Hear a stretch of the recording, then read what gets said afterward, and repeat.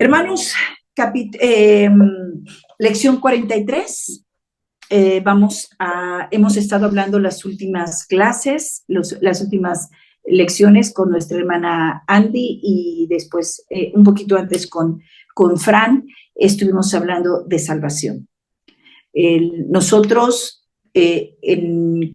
como hijos de Dios, como ahora iglesia, como cuerpo de Cristo, tenemos claro que dentro de todas las acciones que han operado sobrenaturales en nuestra vida, la más importante o la más destacada, nosotros hemos sido salvados.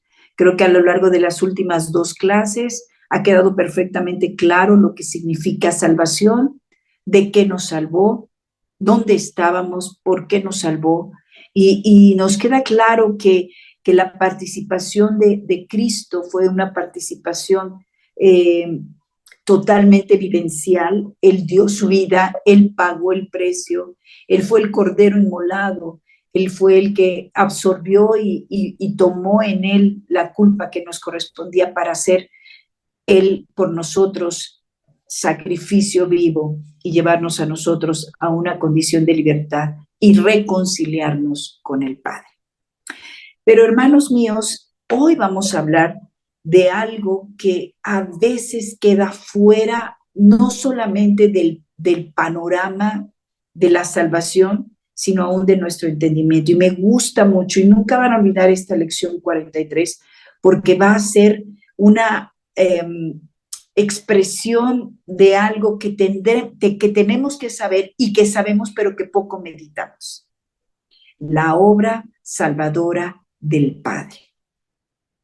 Sabemos que Jesús fue el que se hizo hombre y fue a la cruz. Él recibió el castigo. Sabemos que el Espíritu Santo inspiró y fortaleció la vida de Jesús para vivir en la tierra y para poder ir a esa cruz. Pero, ¿y el Padre? Y hoy vamos a hablar de una participación sobrenatural y maravillosa, y queremos hoy dejar una respuesta en nuestro corazón. ¿Cuál fue el mover del Padre en esta obra? Permítanme leer el primer párrafo porque vale todo la pena para dar un panorama, y no quiero obviar y no quiero omitir nada de lo que aquí está porque es increíblemente poderoso. Dice así: el Dios que diseñó el plan, marquen por favor esa palabra. Todos hablamos de que Dios tiene un plan. ¿Lo han oído? Algunos hasta evangelizamos así. Dios tiene un plan para tu vida. Bueno, el plan maestro de Dios es la salvación. Fue y ha sido la salvación. Reconciliar lo que le pertenecía al precio de la sangre de su Hijo. Y fíjate nada más, aquí vemos a un Dios, todos lo conocemos, al Padre. Es un Padre diseñador, diseñó la vida, diseñó todo lo que vivimos, diseñó los cielos, diseñó los mares, diseñó la forma en que vivimos, diseñó nuestro cuerpo. Y ese perfecto Dios, en su diseño, también diseñó el plan para la salvación de su pueblo. También actuó y todavía actúa en la historia de la humanidad para llevar a cabo ese plan. En las próximas páginas consideraremos varias verdades grandiosas sobre el papel, subraya, el papel que ha desempeñado el Padre en la salvación de su pueblo. Dios el Padre envió a su Hijo, pero estaba leyendo y recordaba mis clases de español. Y en mis clases de español, cuando iba en la primaria, nos enseñaron, de las primeras cosas que aprendimos es sujeto, verbo y predicado. Y veíamos que el verbo es la acción, pero no hay una acción, sino hay un sujeto que la ejecuta. A veces nosotros hablamos como si no conociéramos el español y hablamos de salvación como si no hubiera un sujeto de salvación. Y el sujeto ha sido Dios el Padre. Dicho de otra manera, Él es el autor intelectual del plan más maravilloso del cual nosotros somos beneficiarios. Fue la mente que creó los mares, los cielos y que nos formó. Esa mente la que al mismo tiempo diseñó cómo traernos de regreso a casa. ¿Y saben qué es un autor intelectual? Es aquel que planea o diseña un plan o hace una idea, pero no la ejecuta él, pero hace todo y elabora toda la estrategia para que se lleve a cabo y beneficiar a otros. Entonces, fíjate lo que dice. Dios el Padre envió, quiero que vean los verbos que van a suceder para que veamos la actuación directa del Dios Todopoderoso, el Padre. Fíjate, Dios el Padre envió a su Hijo, primer verbo, lo envió. ¿Quién? No es solamente que Jesús vino, fue enviado. Imputó nuestros pecados a su Hijo, segundo verbo, segunda acción del Padre. Lo envió y le imputó nuestros pecados a él. Tercer verbo, castigó a su Hijo. Cuarto verbo, resucitó a su Hijo. ¿Quién? El Padre. Lo resucitó de entre los muertos. Siguiente verbo, exaltó a su Hijo a su diestra. Y dice al final, y ahora llama a todos los hombres a arrepentirse y a creer. Aquí me voy a tener en algo que es solamente una reflexión personal.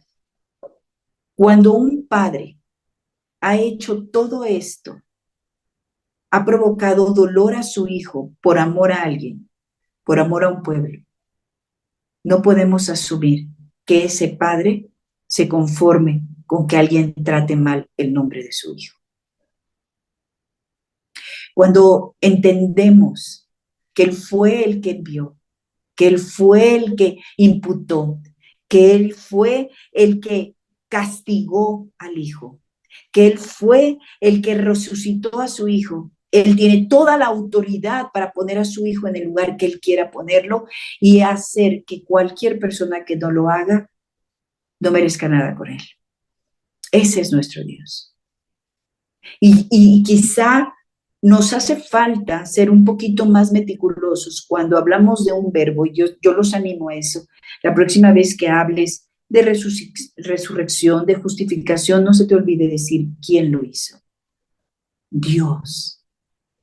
Dios nos dio a su Hijo. Y vamos a leerlo, por eso me gusta, porque con esta introducción vamos a entender y vamos a leer de otra manera Juan 3:16. Y no es porque hayamos hecho una mala interpretación de Juan 3:16. Yo creo que no es que lo hagamos mal, lo hemos hecho incompleto. Todo enunciado, incluso en cada párrafo de la Biblia, tú tienes que saber en dónde cae el peso de la acción, quién es el sujeto de la acción y quién es el objeto de la acción. Tú lo puedes leer y esto es importante. Y si es necesario que regreses a tus clases de español, por favor, toma un cursito, lee tus libros de español. En todas las, el lenguaje siempre tiene sujeto de la acción, objeto de la acción y la acción. A veces leemos muy rápido y memorizamos versículos que ni siquiera entendemos dónde cae la acción, quién la ejecutó, cómo opera. Hay palabras que incluso repetimos y ni siquiera sabemos si es su significado real. Por ejemplo, ahorita pensé, ¿entendemos lo que es imputar? Bueno, supongo que sí. Y si no, empieza a anotar esas palabritas y ve buscando en el diccionario para que cuando vuelvas a leer puedas entender. Miren, a veces entendiendo una definición de una palabra hace ¡pum! Nuestro cerebro y entendemos en la profundidad que deberemos entender. Entonces vamos a leer Juan 3:16. Dice así: porque de tal manera amó Dios al mundo, que dio a su Hijo unigénito para que todo aquel que cree en Él no se pierda, sino que tenga vida eterna. ¿De qué está hablando este versículo? ¿De qué está hablando este versículo? Alguien que me diga en pocas palabras, ¿de qué está hablando? Que me pueda contestar sin repetirme el versículo. Antes de que lo hagan, dice aquí la introducción a este versículo. El Padre envió a su Hijo. Así se llama. Y no sé si habías leído Juan 3:16 así. Seamos honestos. ¿Alguien quiere contestar algo? Adelante, Laura. Imputar significa que se le cargan un delito a una persona. Ok. Justamente es eso, Juan 3:16. Nos dice que ese castigo, ese delito que nosotros habíamos cometido, fue imputado a él, se le cargó. Y por eso dice, de tal manera nos amó, que se cargaron todos sus delitos en él, todos Ok, nuestros delitos en él. pero una cosa quiero aclarar con Lau. Me gusta lo que dices, Lau, pero tratemos de encontrar en un versículo un solo punto a destacar. Y el punto a destacar aquí no es ni que fue el Hijo, ni que fuera la cruz, sino lo que tú dijiste, la tal manera en que nos amó el Padre. No sé si me explico. Algunos de nosotros hemos evangelizado con este versículo. Y lo que estamos tratando de hacer a la gente es convencerle que hubo un sacrificio por él. Pero realmente el mensaje de este versículo es el gran amor del Padre. Y a veces al potencializar la otra parte, olvidamos que tenemos que destacar la acción voluntaria del Padre, la acción, el plan del Padre. Dice aquí, voy a leer, el Padre envió a su Hijo. Uno de los errores más grandes cometidos, incluso por creyentes sinceros, es atribuir la obra divina de la salvación solamente a Cristo. En algunos casos, la obra de Cristo es presentada incluso como salvándonos del Padre. Vean nada más qué inconsistencia. Como la ira del Padre nos había separado de Él, pareciera que Cristo se puso entre el Padre y nosotros, como diciendo, no los castigues cuando la acción fue generada por el Padre. No sé si me explico. Y podríamos haber caído en algún tiempo en el error de pensar que el Hijo se había puesto, pero a defendernos del Padre. No, el Padre nunca quiso destruirnos, tan es así que envió a su Hijo, aunque su ira era real y había que pagar porque Él es justo. Y entonces dice, sin embargo, semejante idea es contraria a las Escrituras. Debemos recordar siempre que nuestra salvación comienza con Dios el Padre. Subraya eso. Nuestra salvación comienza con Dios el Padre. Y es por causa de su amor, ¿de cuál? Del Padre, que Él envió a su único Hijo. De hecho, cuando leemos en Filipenses 2 esta descripción maravillosa, cuando vemos y describe que tengamos el mismo sentir que hubo en Cristo Jesús, que no estimó ser igual al Padre, sino que se humilló a lo sumo. Cuando leemos este capítulo, no se nos olvide que toda la motivación de Jesús era amar a su Padre. Sí, claro que nos amó Jesús, pero escúchame, hermano, Él hizo lo que hizo por amor a su Padre. Fue el Padre el que nos amó a nosotros. Y en obediencia al Padre, Cristo nos ama. Entonces vemos la actuación, déjenme decirlo, protagónica del Padre. Yo no sé, miren, yo soy mamá y ahora abuela y puedo decirles que creo que no hay dolor más grande. Yo creo que si el Padre se hubiera puesto, no hubiera sido tan doloroso como haber puesto a su Hijo. Es cuando el dolor del que tú amas es más grande que si tú lo recibieras. No podemos medirlo, no es nuestro papel, no es el caso, no se trata de medir los dolores, pero no me quiero imaginar el dolor del Padre cuando el Hijo estaba padeciendo lo que padeció. Y creo que es un deber nuestro la próxima vez que que hablemos de la crucifixión y de esa cruz, y obviamente hablar y adorar a nuestro Cristo amado por tan grande sacrificio, nunca olvidemos el dolor del Padre.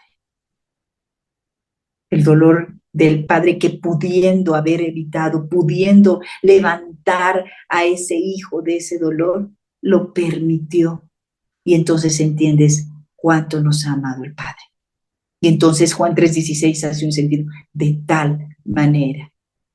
¿Cuál es la tal manera? Que iba a sufrir él y iba a hacer sufrir a su hijo. A veces no entendemos cuánto nos ama.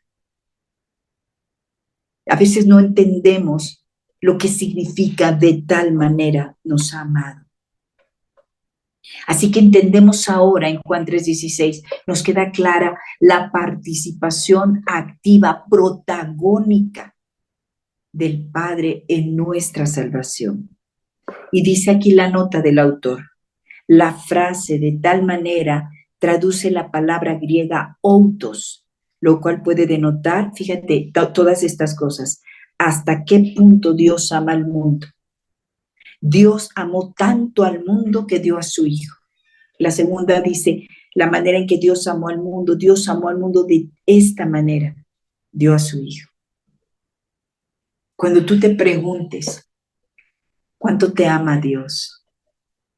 Cuando tú pienses que Dios no está dispuesto a darte, a ayudarte, a bendecirte con sus promesas, nada más acuérdate que el que no escatimó a su propio Hijo, no dudes del que no escatimó a su propio Hijo.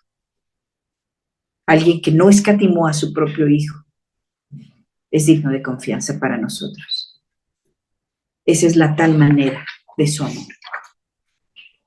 Dice el número 2, según los siguientes textos. Vamos a leer Juan 3:17 y primera de Juan 4:14. Si alguien me ayuda, pues avanzamos. Pero fíjate bien, ¿qué es lo que vamos a leer de estos versículos? Dice, según los siguientes textos, ¿por qué Dios envió a su Hijo al mundo? ¿Qué nos enseña cada texto? Fíjate bien, acerca del autor, el Padre, ¿ok? Y su rol en nuestra salvación. ¿Qué dice Juan 3:17? ¿Quién lo quiere leer? Porque no envió Dios a su Hijo al mundo para condenar al mundo, sino para que el mundo sea salvo por él. Vean cómo vuelve a caer la descripción, vuelve a caer el peso de la acción en el Padre. Y saben, hermanos, esto es importante. Tienes que aprender a leer. Tengo que aprender a leer la Biblia. Esto es aprender a leer la Biblia. ¿De quién está hablando? ¿Cuál es el punto del mensaje? Y esto no solamente nos sirve para leer la Biblia, nos sirve para la vida. A veces hablamos, un hijo te quiere decir algo, donde hay algo importante, hay algo que destaca. Y a veces nosotros estamos distraídos en lo que no era. Me tocó, perdón que les cuente esto, pero es que es importante.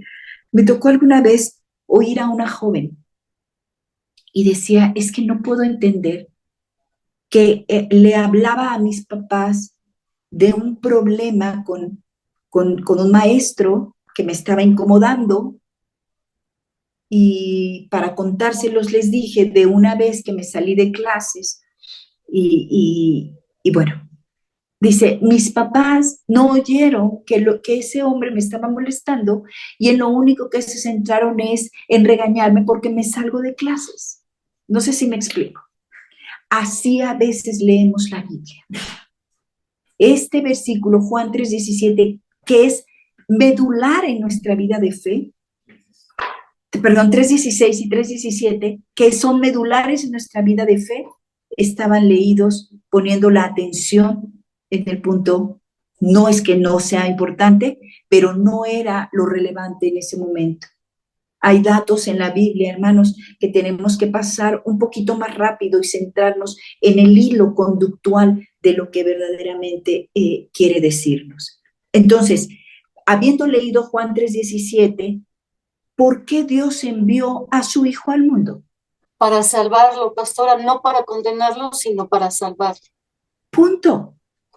No para juzgarlo, sino para salvarlo. ¿Qué nos enseña entonces este texto acerca del Padre y su rol en nuestra salvación? ¿Qué nos enseña? Es un padre protector, un padre amoroso, ¿no? ¿Airado? Sí, estaba airado. Habíamos pecado, sí. Es justo, sí, pero es amoroso y nos ama de tal manera. Y dio la evidencia en su Hijo. Primera de Juan 4:14, por favor, quien lo tenga. Y nosotros hemos visto y testificado que el Padre ha enviado al Hijo, el Salvador del mundo. ¿Okay? ¿Quién lo envió? El Padre. No se nos olvide, es el Padre el que está hablándole a ese Hijo, llevándolo a ese Hijo. Es el amor del Padre el que inspiró al Hijo y lo trajo al mundo a morir por nosotros. Entonces, el primer verbo está totalmente entendido. ¿Quién lo envió? El Padre. Segundo verbo, Dios el Padre imputó nuestro pecado a su Hijo. Es decir, lo puso en la cuenta del Padre. Hizo a Jesús el culpable. Qué gran regalo. Qué gran obra. Qué plan maestro. No sé si ustedes se han puesto a pensar de qué manera lo hubieras hecho tú si tuvieras que salvar a la humanidad. Fue un plan maestro, fue un plan donde no quedó duda de que es justo porque hubo un pago. Lo hemos hablado muchas veces. Si Dios no fuera justo, hubiera dicho, bueno, aquí no pasó nada y aquí cada quien para su casa y todos, no, no, no. Él dijo, se debe algo y se va a pagar y lo voy a pagar yo y lo voy a pagar caro, lo va a pagar mi Hijo. Ese es nuestro Dios. Ese es nuestro Dios. Y Él, en su justicia y en su amor, imputó en su Hijo nuestro pecado. Dios el Padre no envió a su Hijo al mundo simplemente para enseñarnos verdades. Esto es muy importante para algunos de nosotros que algunas veces hemos vivido como una realidad solamente de un Cristo maestro, que lo es, pero como mucha gente lo concibe solamente, hay un buen profeta, un buen maestro. No, no solamente vino a enseñarnos verdades acerca de Dios, o a darnos principios por los cuales podamos vivir una vida más agradable a Él. No solamente, hermanos, estamos llamados para que seamos felices, como muchas veces algunas personas nos han predicado, para que estés bien, para que seas feliz. No. Me gusta pensar que el Señor Jesús hizo milagros, muchos, multiplicó panes, sanó, liberó, pero Él vino a algo mucho más alto, mucho más grande. Dios envió a su Hijo a este mundo para que muriera como un sacrificio propiciatorio en nuestro lugar. ¿Tú te imaginas cómo debimos haberlo recibido, de haber sabido que iba a morir por nosotros? ¿Cuál hubiera sido el trato que Él debía haber recibido al haber sido nuestro Cordero? Y para que esto sucediera fue necesario que Dios imputara nuestro pecado a su Hijo. Es decir, antes de que Él pudiera pagar, ir a esa cruz, primero lo tuvo que Dios hacer culpable. Porque si no hubiera sido Dios no lo hubiera llamado culpable, no habría aplicado en Él el perdón para todos nosotros. La palabra imputar viene del verbo latino imputare, que es con hacia putare, que es considerar, el cual significa considerar a la cuenta de uno. En la cruz Dios consideró nuestro pecado en la cuenta de su Hijo. Esto es una de las doctrinas más grandes de la fe cristiana. Él cargó nuestros pecados. Tus pecados y los míos no se borraron con un borrador divino y aquí no pasó nada. No, no, no, por favor, que no se nos olvide. Alguien pagó y pagó con su vida. Según Romanos, vamos a Romanos, por favor, capítulo 8, versículo 3. Según este pasaje, ¿qué clase de cuerpo envió Dios a su Hijo? ¿En qué cuerpo lo envió? Porque obviamente lo envió siendo un ser divino. ¿Cómo lo envió? ¿Cómo llegó al mundo? Ahora que estamos cercanos a la Navidad, valdría la pena recordar.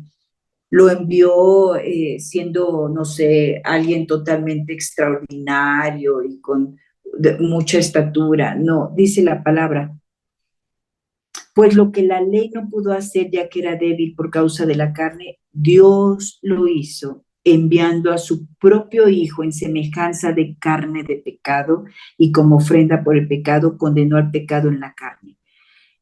Ve qué increíble. Y fíjate, aquí la nota que hace el autor me gusta mucho. Por favor, pongan atención porque esto es bien importante. Dios el Padre pudo haber, digamos, en ese plan perfecto de salvación, pudo haber hecho algunos como arreglitos para que el Hijo no la pasara tan mal. Pero fíjate lo que pasó. En la encarnación, ¿qué es la encarnación? La forma en que Cristo se fue introducido al mundo. ¿Ok? Lo divino tomó carne. En la encarnación, el Hijo de Dios, fíjate subraya lo que sigue, no tomó para sí un cuerpo como el del género humano antes de la caída. Es decir, no tomó la forma del Adán perfecto y cercano a Dios que no había pecado. ¿Están de acuerdo que pudo haberlo hecho? Y no tomó esa forma. Más bien su cuerpo, aunque no fue manchado por el pecado, estaba sujeto a todas las terribles consecuencias de nuestra raza caída. No se encarnó en un cuerpo antes de la caída, sino en un cuerpo de un hombre como nosotros después de la caída, contaminado. Como hombre, estuvo sujeto a las mismas limitaciones, fragilidades, aflicciones y angustias de la humanidad caída. Hubiera sido una gran humillación para el Hijo si él hubiera tomado la naturaleza de la humanidad antes de la caída, cuando estaba en su plena gloria y fuerza. Sin embargo, su humillación fue aún mayor que esto, porque fue enviado en semejanza de carne de pecado. Es decir, ok, dice el Padre, te voy a mandar a la tierra, perfecto, vas a ser uno como ellos, pero dentro de todo te voy a poner en una élite mejor. ¿Están de acuerdo que el Padre pudo haberlo hecho así? Te voy a dar ciertos privilegios, vas a crecer, tener otros rasgos, vas a tener semejanza de hombre no caído. No, no solamente vas a ir a encarnarte en condición humana, siendo Dios, sino que además en una condición humana del hombre después de pecar, sujeto a todas esas limitaciones. Esto es muy fuerte, hermanos. Dios no cambió, no hizo acepción. Dios lo hizo semejante a nosotros los pecadores. Esto es importante porque, por ejemplo, según 2 Corintios 5:21, ¿qué hizo Dios el Padre a su Hijo mientras estaba en la cruz? ¿Qué nos enseña acerca de la doctrina de la imputación? ¿Alguien tiene 2 Corintios 5:21? Al que no conoció pecado, por nosotros lo hizo pecado, para que nosotros fuésemos hechos justicia de Dios en él. Él nunca pecó. Hermanos, esto nuestra mente no lo va a poder entender jamás. De verdad que no. No pecó. Alguien comentaba, un autor decía, que si nosotros no quisiéramos apelar a la gracia y determináramos que por nuestras obras podemos alcanzar el favor de Dios, decía este autor, bueno, tendrías que cumplir toda la ley todos los días de tu vida. O sea, o sea, no hay manera. Toda la ley, dices, ok, todos los días de tu vida. Y si fallaras en uno, fallaste otra vez en todo. Bueno, cuando dice que no hubo pecado en él, es que él cumplió toda la ley todos los días de su vida, siendo en forma de hombre. ¿Te das cuenta? ¿Te das cuenta de su perfección encarnada? Y aún así, un hombre, el hombre puro, inmaculado, recibir en un momento todo el peso del pecado y las consecuencias de este. Esto es tremendo. Esto es la imputación. No pienses ni por un momento que, bueno, él anduvo por aquí en la tierra, entonces, bueno, se hizo como nosotros. No. Lo que quiere decir que se hizo en forma de hombre y de hombre caído, quiere decir que las limitaciones que tú y yo tenemos, todas las que encontremos a nuestro alcance para no pecar, él las vivió. Lo que sea, lo que tú pienses, Berta, lo que tú ya dices, lo que te haya motivado a lo largo de toda tu vida y lo que me haya motivado a lo largo de mi vida para pecar, la provocación, la carne, la tentación, el hambre, la sed, el frío, el hambre, la necesidad, lo que sea que te haya hecho a ti pecar, lo experimentó él y no pecó. Y él, en esa condición, recibió en un momento todo el castigo de los pecados de los que nosotros sí sufrimos. Porque si él hubiera nacido antes de la caída, no hubiera tenido todas las limitaciones que tuvo, porque vino en cuerpo de pecado. Dice la nota, Dios hizo que Cristo fuera hecho pecado, de la misma manera que el creyente es hecho justicia de Dios. Fíjate nada más, la misma voz del Padre que le dijo a Cristo, todos los pecados de la humanidad son tuyos, con esa misma voz a nosotros nos dijo, son justos para mis ojos por la obra de Cristo. Dígame si no es un Dios perfecto e increíblemente bueno, que obró en su total poder, soberanía y justicia, pudo obrar al revés y obró a nuestro favor, sin merecimiento alguno. Porque además yo pienso, Él estaba airado con nosotros por nuestro pecado. No hicimos nada para quitar esa ira. Siendo pecadores, no es que en nosotros empezó a haber cambios y empezamos a hacer como mejoras en nuestra vida que hubieran motivado a Dios para, ay, bueno, vamos a hacer. No, no, no. Dice, siendo aún pecadores, o sea, en el pináculo de nuestra pecaminosidad, Cristo fue a la cruz. Yo pienso, pensando como humana, si estaba airado con nosotros, yo me hubiera airado hasta la muerte cuando viera a mi hijo sufrir por esos pecadores no arrepentidos, que aún se burlarían de esa cruz. No puedo imaginarme a ese Dios que en lugar de que su ira se incrementara en el momento en que su hijo fue a la cruz, su amor por nosotros se incrementara. Y su amor por nosotros, ni aún el dolor de su hijo, aminoró. Y todavía podemos leer en sus promesas que nada nos podrá separar de su amor. ¡Wow! Siendo aún pecadores. En el momento que una persona cree en Jesús, sus pecados les son perdonados y la justicia de Cristo les es imputada. ¿Vieron? Nuevamente se aplica el verbo. Así como le imputaron a él pecados que no cometió, a nosotros se nos imputó una justicia que no merecíamos. Dios legalmente lo declaró justo y lo trata como justo a aquel que cree en Cristo. Cuando Cristo colgaba de la cruz no se volvió corrupto ni injusto, sino que Dios le imputó nuestros pecados, Lo declaró culpable, legítimo, y lo trató como culpable. ¿Quién lo trató como culpable? ¿Los que lo colgaron? ¿Quién lo colgó? Tu Padre. Esto duele, hermanos. Esto duele. Por amor a nosotros. El Padre se hirió a sí mismo con su Hijo. No, yo no entiendo. Él estaba sufriendo.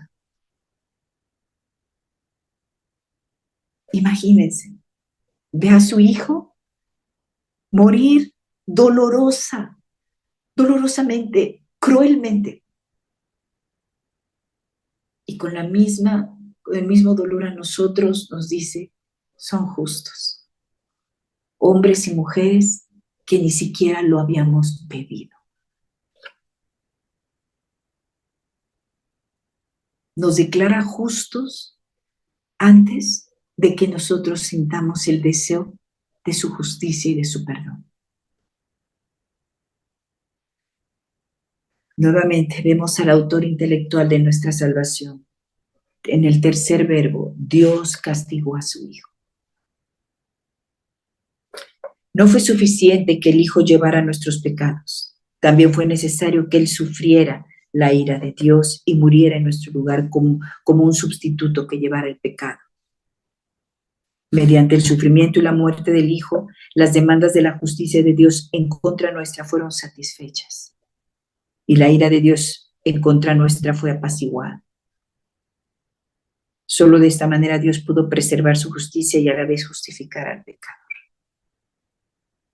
Qué tremendo.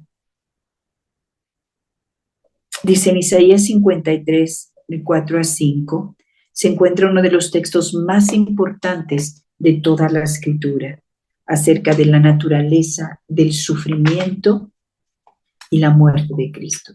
Vamos a leerlo, por favor. Isaías 53, el 4 y el 5. Dice así: ciertamente, Él llevó nuestras enfermedades y cargó con nuestros dolores. Con todo, nosotros lo tuvimos por azotado, por herido de Dios y afligido. A veces tomamos este versículo como una promesa para nuestra sanidad, pero vuelvo al punto. ¿Cuál es el punto de este versículo? Nuestra deslealtad.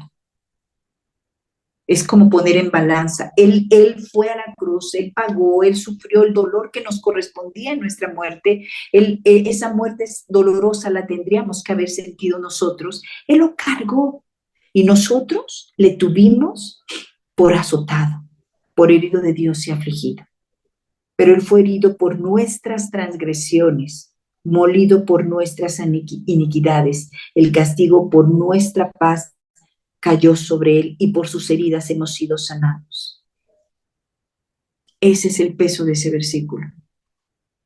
Eso que Él vivió, y cuando tú veas ese sacrificio siempre debes decir, eso lo merecía yo. Ese golpe lo debí haber recibido yo. Esa herida la debí recibir yo.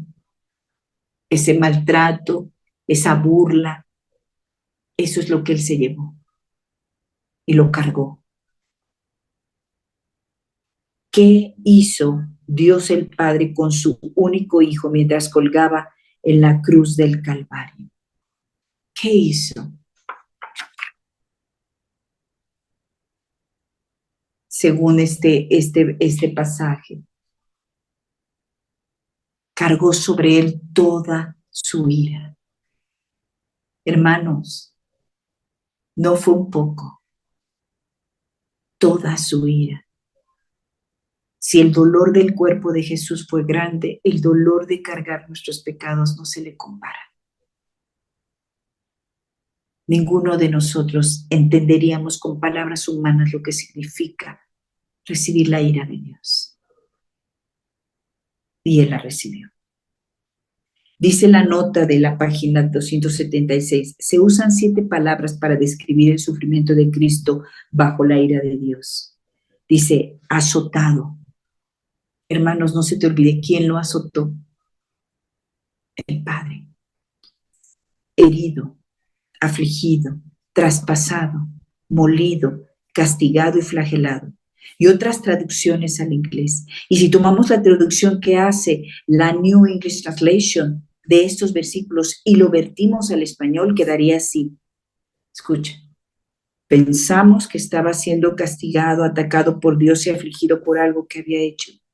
Pero Él fue herido por causa de nuestras rebeliones, molido por nuestros pecados. Él soportó un castigo que nos hizo bien, por sus heridas hemos sido sanados. Eso es fuerte. Cada uno de nosotros contribuyó en el dolor de su cuerpo. Cada uno de nosotros aportó a ese sufrimiento. Y dice en Isaías 53:10, encontramos otro texto extremadamente importante acerca de la naturaleza del sufrimiento de Cristo en el Calvario. ¿Cómo afirma este texto lo que hemos aprendido en Isaías 53? Vamos a ver el 53:10. Dice, pero quiso el Señor quebrantarlo sometiéndolo a padecimiento. Cuando Él se entrega a sí mismo como ofrenda de expiación, verá su descendencia, prolongará sus días y la voluntad del Señor en su mano prosperará. La palabra quiso traduce el vocablo hebreo Jafetz, el cual significa deleitarse en, agradarse, desear. Dios no obtuvo ningún placer sádico. Escucha esto es muy importante. No hay un placer sádico al moler a su propio hijo bajo todo el peso de su ira. Antes bien, a Él le plació que por medio de ese sufrimiento y la muerte de Cristo, la voluntad de Dios se cumpliera y el camino de salvación fuera abierto. La palabra quebrantar traduce el vocablo hebreo doka, igual significa moler, golpear, quebrar en pedazos. Cristo fue molido por el Padre y fue puesto en aflicción para que su pueblo fuera salvo por medio de su sufrimiento y muerte. Pero aquí cabe destacar entonces, no es un placer sádico. Era amor por nosotros y no podía evitar el sufrimiento de su Hijo. Y la última parte de esta lección, y me quiero ir rápido porque el tiempo me ganó, es que el Padre nuevamente, y el siguiente dos verbos importantes, resucitó y exaltó a su Hijo.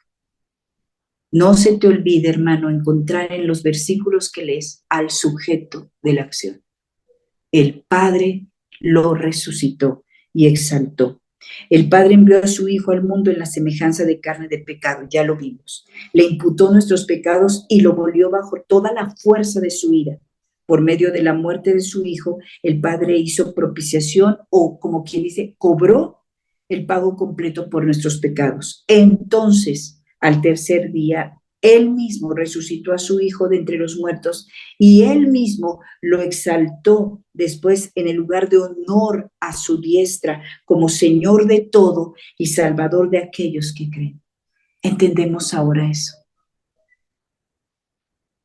El Señor Jesús está en un lugar que ganó con su propio sacrificio y amor al Padre, habiendo demostrado su propia autoridad al resucitar a Cristo de entre los muertos y habiendo demostrado la autoridad de Cristo mediante su exaltación. El Padre declara ahora a todos los hombres que se arrepientan y ordena que crean en el nombre de su Hijo Jesucristo. Cuando algunas personas dicen, bueno, y si no fuera a través del Hijo, yo puedo creer en Dios.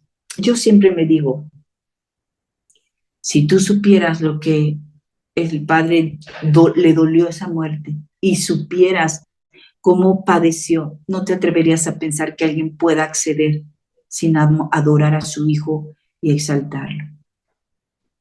Es por eso nuestra adoración al Padre.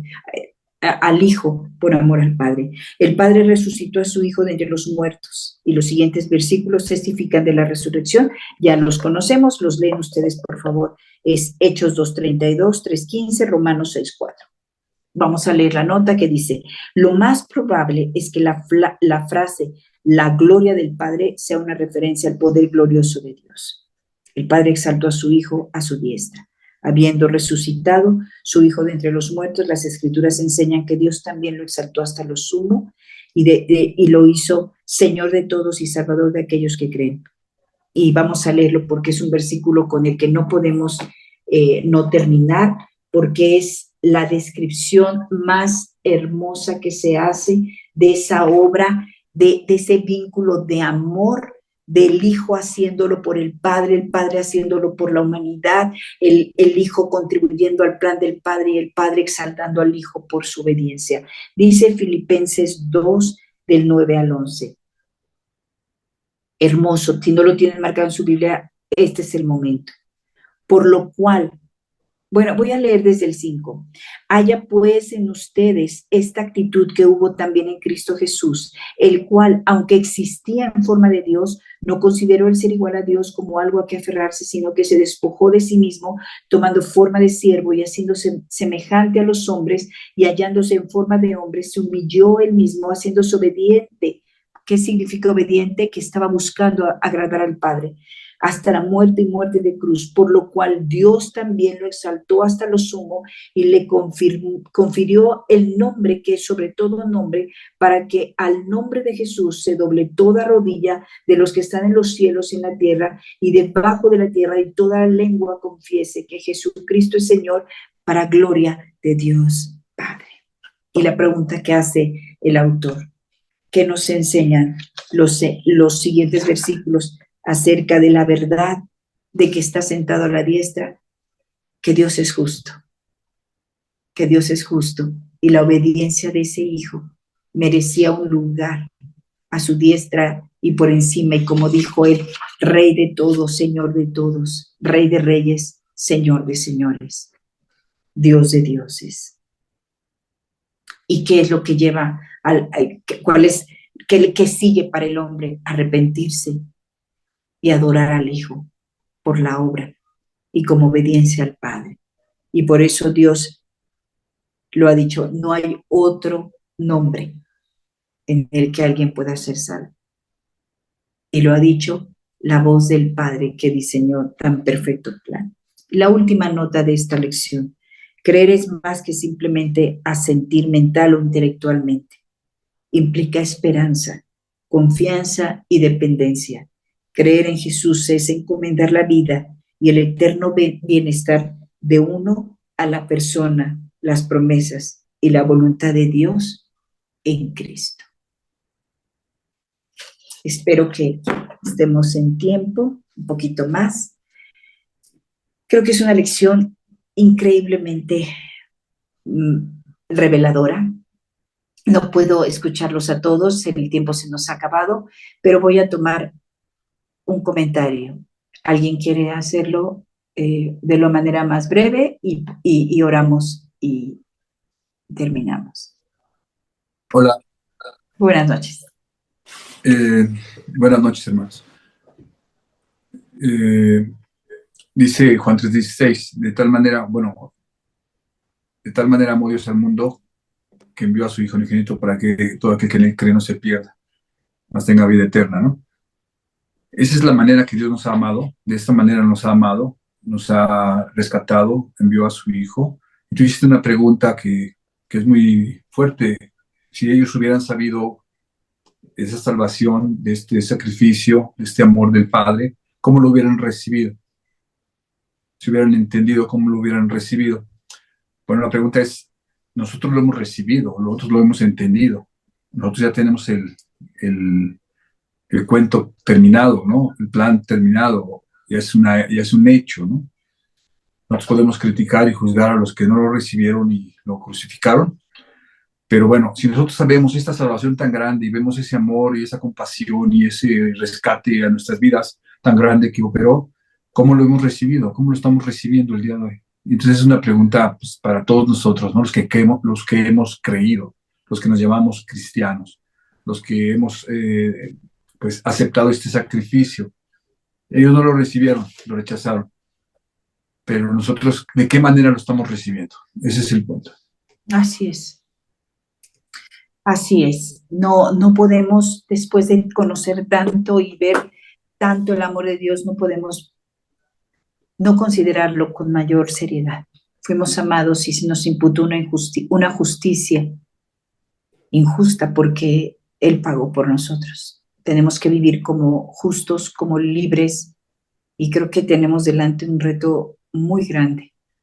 Y menos de eso, no estamos cumpliendo con la justicia increíble y misericordiosa y llena de gracia de Dios. Amén. El llamado es para cumplir el plan de Dios y poder salvarnos, y salvarnos significa que podamos reflejar a Cristo en todo. Ese es el llamado. Hermanos, gracias, que Dios los bendiga. Voy a orar para despedirnos. Señor, te ruego que esta noche podamos recuperar las fuerzas, que esta palabra, Dios, que ha llegado, llegue mucho más profundo, que todavía a lo largo de nuestros últimos minutos podamos meditar en la grandiosa obra de nuestro Señor, pero sobre todo del autor intelectual. Padre, eres hermoso, eres bueno. Cómo nos has amado y cuánto nos has perdonado a un costo tan alto. Permítenos, Dios, tú que todo lo puedes y lo que puedes provocar en nosotros. Permítenos, Señor, corresponder vida por vida, todo por todo. Que ninguno de nosotros te tengamos como una opción, como la segunda alternativa de nuestras vidas. Tú eres lo primero y el primero. Que podamos vivir una vida que te halague, que te alabe a ti todos los días, que te honre, que te exalte.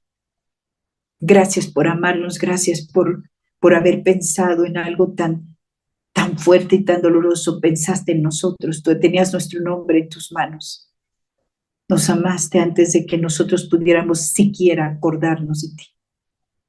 Te amamos hoy y te amamos con todo lo que somos, para que tú seas en todo exaltado en nuestras vidas. Estamos aprendiendo, Dios, pero con tu ayuda lo vamos a lograr. Gracias por esta noche, gracias por cada oído.